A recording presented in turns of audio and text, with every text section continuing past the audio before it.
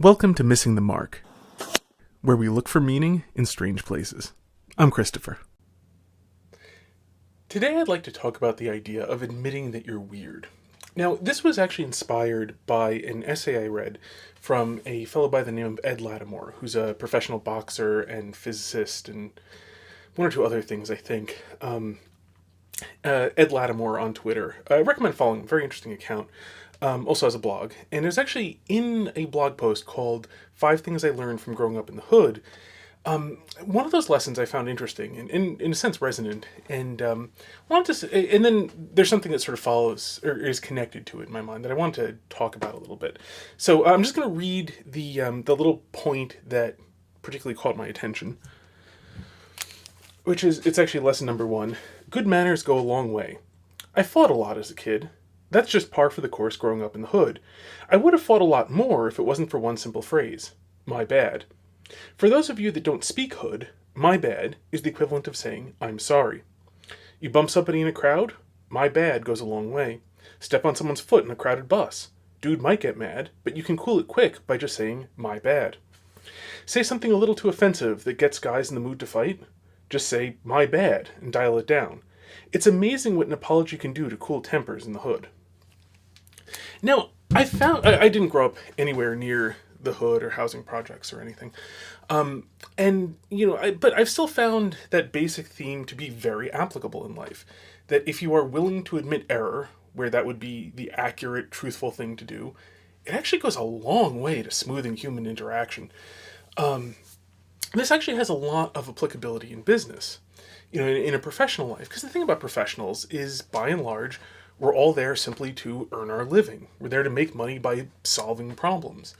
And if a coworker screws something up, well, yeah, it's unfortunate, but you know what? I'm at work to solve problems. If one of them was created by a coworker, I'm going to create problems for them too, so who really cares?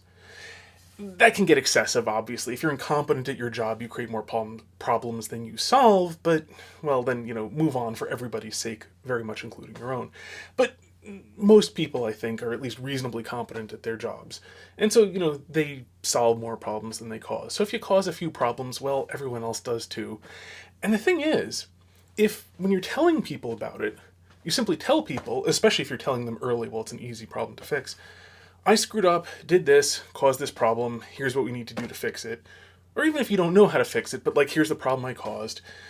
I'm sorry, that one's my fault. I just, that was bad judgment. I forgot to do whatever. Whatever the reason is, admit it up front. This was my failing. This happened because I failed to do everything I should have. And by and large, there's nothing left to say except, well, how do we fix this? Because if you already tell people what you did wrong, them telling you what you did wrong would just be repeating you. There's no value in that. And you're not trying to get away with anything. If you just own up to it, by and large, in professional settings, no one really cares. Again, assuming you're competent, especially if you have a history of being, at least reasonably competent at your job. Now, it's that part about there's nothing left to say that's especially interesting, because the other thing is, human beings very often are very scared of differences. And that can be true of superficial differences, whether it's, hair or hair color, or skin color, or, size or whatever. Those things, can scare people. But I think a lot more scary, by and large, are differences of actions. You see this in cultural differences, but especially in interpersonal things, whenever a person is acting differently than everybody else, this becomes worrisome because people know on some level it's not good for man to be alone. And that plays out in a sort of tribal sense of, we need to be in this together. And there's nothing wrong with that. We do need to be in this together. It is not good for us to be alone.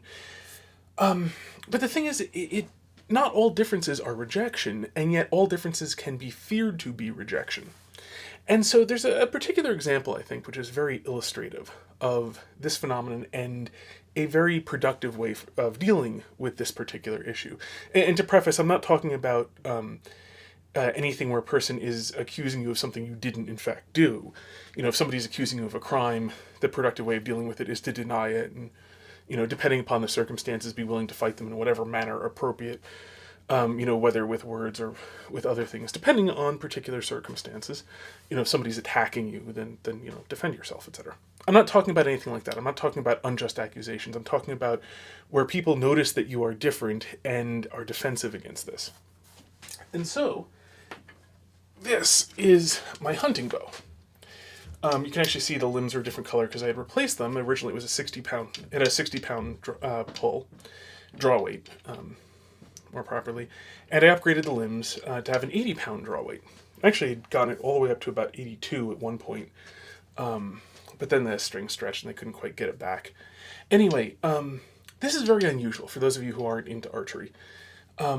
Most people who shoot compound bows, most men who shoot compound bows are like in the 50 to 70 pound range, 55 to 70, somewhere in there. As compound bows have gotten more efficient, people have tended towards lighter weights. Women tend to shoot in the like 35 to 50 pound range.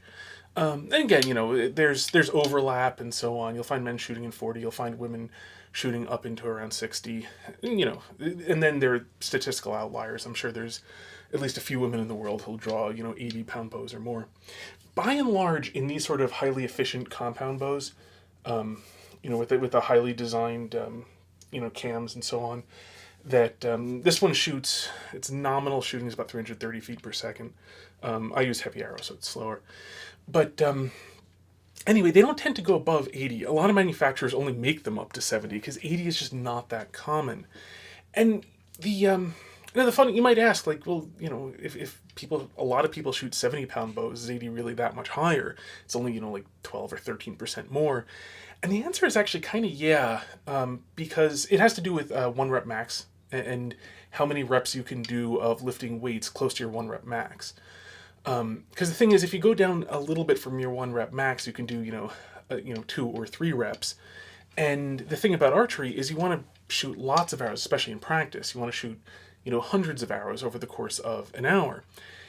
And so you need to be able to do this a lot. So you need to be fairly far off from your 1 rep max. And it's not a linear thing where, as the weight goes down, I think from your perspective, it goes something like that is the sort of, the way the curve looks like. So that, going 10% lighter means you can do a lot more reps. At the archery shop I go to, there are people there who can't even draw my bow back. For a bunch of them, they could, but it would be uncomfortable, and moreover, they could only shoot, like a few arrows, then have to rest a few minutes, then shoot a few more, then have to rest for a while. Whereas for me, I'm 6 feet, I'm over 200 pounds, I can do a few pull-ups. I'm not in great shape, but I'm a big guy, so 80 pounds is proportionally just not that much to me, and I can shoot this comfortably for an hour, for 2 hours, and be about as accurate as if I was shooting a 70-pound or a 60-pound bow. In point of fact, most of the inaccuracy comes from holding the thing out, because it weighs, 4 or 5 pounds, and then holding it out at that distance with no muscle jitter. Over time, your shoulder becomes tired from just holding a weight at that distance. That's a lot of it, actually. But if you're really at the extreme, when you pull it out, your shoulder's involved a little bit. If you're really, really close to your 1 rep max, you will tire your shoulder out enough that it's too tired to actually hold steady. These are shot with sights, by the way, so you actually end up having to hold on target for a while. So being steady with no muscle jitter is very important. And so the thing is, since this is actually fairly uncommon, and a lot of guys can't do it, or a lot of guys just really don't want to do it because it doesn't work very well for them, that it makes some people uncomfortable that I'm doing this and a lot of other people either can't or aren't. And so, I get some pushback where people talk. It's also, by the way, overkill for where I am, because in the area of the country where I am, the only real big game is white-tailed deer. Very tasty, by the way. And especially when cooked rare. But anyhow, white-tailed deer you can reliably kill with a 35-pound bow, just as long as you have a good broadhead set up. And, as long as you're a good shot. This is the sort of thing, most people would tend to go to this sort of setup for shooting things like moose and buffalo and water buffalo. It's not commonly used for white-tailed deer. For me, it's largely insurance. Especially, I have a two-edge, this is single bevel, double edge broadhead at 175 grains, I think, on a tapered carbon fiber arrow with a 0.175 inch deflection. I mean, these things are very, very stiff. 715 grain arrow, which is close to twice as heavy as what a lot of people shoot. With that much momentum behind it and out of an 80-pound bow, if this hits large bones, it's very likely to just break the bone apart and go straight through and hit vital organs and still kill the animal. So I view it as an insurance policy, primarily. I mean, that's the major reason why I do it. I also like it. It's comfortable. I enjoy it. But, and here we get to, people looking at this and, well, it's really not necessary. No, it's not. And if people bring up, well, it's not really necessary to kill a deer, I will cheerfully admit, no, it isn't. Not necessary at all. It is massive overkill. And, when people people will joke about, those deer wearing bulletproof vests. And I'll, make some joke about, yeah, I've heard it's been spreading, started in the next state over, and it's been spreading this way. So, you really have to watch out for them. Or, the armor-plated deer, what have you. And, I'll joke right along with it. And, people tell me that I'm crazy for shooting an 80-pound bow when there's no need for it. And I will cheerfully admit, yep, I'm crazy. Completely nuts. But, I like it. And, in this context, nuts, crazy, etc. just means abnormal. The point being, there are people who feel like I am proposing a new standard that they don't measure up against. That the standard of being a worthwhile human being is being able to shoot this. And I am very, by going along with this, I'm very clearly saying, no, I'm abnormal. This is not the standard. I'm not proposing that anyone be judged against this standard. I'm just weird. Don't worry about me. And that means that people don't need to worry about being rejected. Because, if this was the standard, if nobody would like you, if nobody would accept you as human, if you couldn't shoot, an 80-pound bow, a lot of people would then be out in the cold, where there is weeping and gnashing of teeth. And so by recognizing this, and by cheerfully saying, no, everyone should be included, this is by no means the standard, it completely gets rid of that. As a concern. The other thing, too, is that it also... essentially, in the same way if you deprive a flame of oxygen, it can't burn. If you tell somebody, when they, somebody says, you're crazy for shooting that, and you say, yep, certifiable. Well, what are they going to do? Keep on agreeing with you? If you've agreed with them, what are they going to do? Say it over again to get you to agree again? It'd be pointless. There's no disagreement, so there's nothing further to say. Teasing in general relies on disagreement.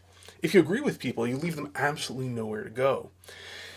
And so it has that effect too, that basically, when I show up, there'll be a few jokes, and then it gets really old really fast because, they make a joke about it, I make a joke about it.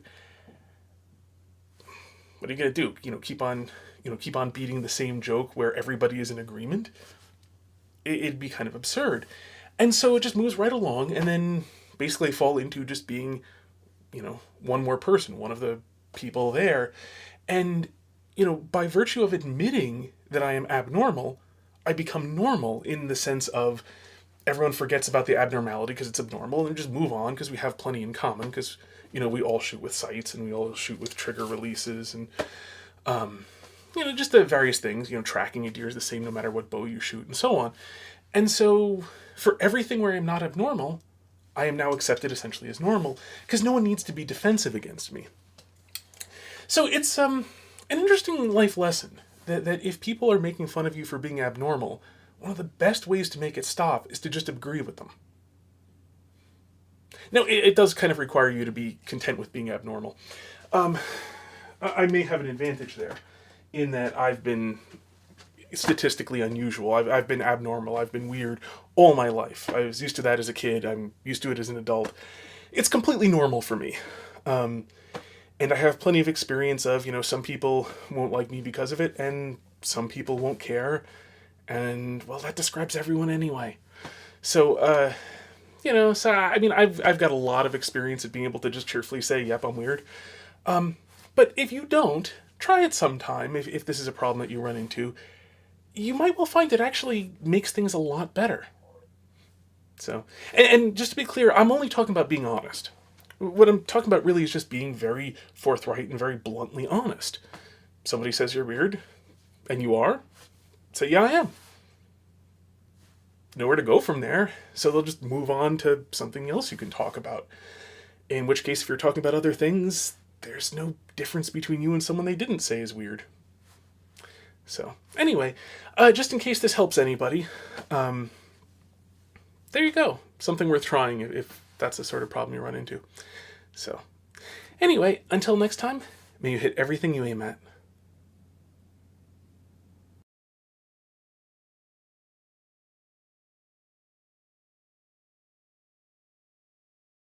Welcome to Missing the Mark, where we look for meaning in strange places. I'm Christopher. Today I'd like to talk about the idea of admitting that you're weird. Now, this was actually inspired by an essay I read from a fellow by the name of Ed Latimore, who's a professional boxer and physicist and one or two other things, I think. Ed Latimore on Twitter. I recommend following him. Very interesting account. Also has a blog. And it was actually in a blog post called 5 Things I Learned from Growing Up in the Hood. One of those lessons I found interesting and in a sense resonant, and wanted to. And then there's something that sort of follows or is connected to it in my mind that I want to talk about a little bit. So I'm just going to read the little point that particularly caught my attention, which is it's actually lesson number 1. Good manners go a long way. I fought a lot as a kid. That's just par for the course growing up in the hood. I would have fought a lot more if it wasn't for one simple phrase. My bad. For those of you that don't speak hood, my bad is the equivalent of saying, I'm sorry. You bump somebody in a crowd? My bad goes a long way. Step on someone's foot in a crowded bus. Dude might get mad, but you can cool it quick by just saying, my bad. Say something a little too offensive that gets guys in the mood to fight? Just say, my bad, and dial it down. It's amazing what an apology can do to cool tempers in the hood. Now, I didn't grow up anywhere near the hood or housing projects or anything. And,